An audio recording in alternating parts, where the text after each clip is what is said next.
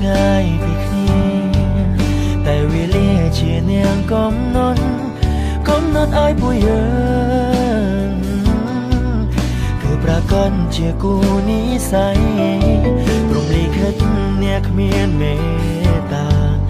ឲ្យក្តីស្នេហាត្រូវបញ្ចប់តែចិត្តខ្ញុំមិនអាចបញ្ឈប់មិនអាចស្អមរូបអូនបានឡើ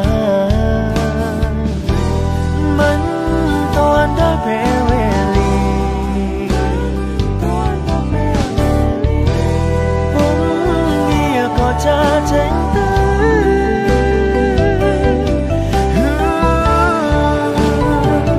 សម្បត្តិនិស័យ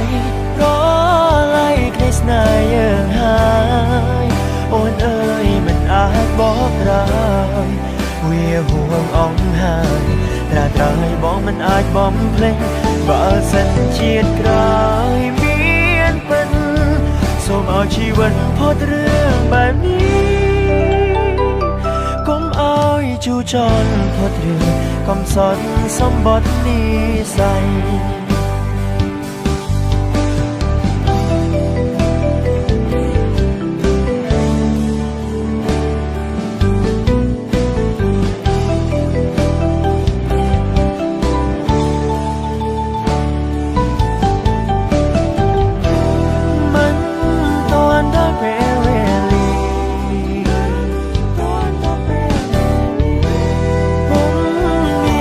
ចាចេញទៅ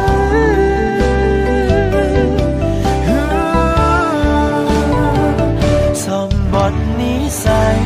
រលាយក្តីស្នេហ៍យើងហើយអូនអើយមិនអាចបកក្រោយវាហួងអង្ហើយត្រាត្រង់ឲ្យបងមិនអាចបំភ្លេច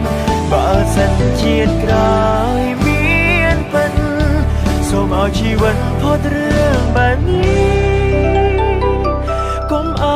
ជូរចត់ផុតរឿងកំសត់សម្បត្តិនិស័យ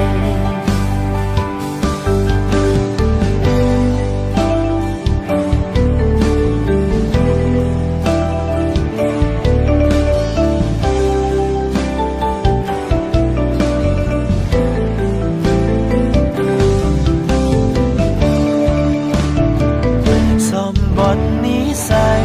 រលាយក្តីស្នេហ៍យើងហើយអូនអើយមិនអាចបកក្រោយវាហួងអង្ហើយត្រាត្រង់ឲ្យបងមិនអាចបំភ្លេចបើសិនជាតិក្រោយមានពិនសូមឲ្យជីវិតផុតរឿងបែបនេះ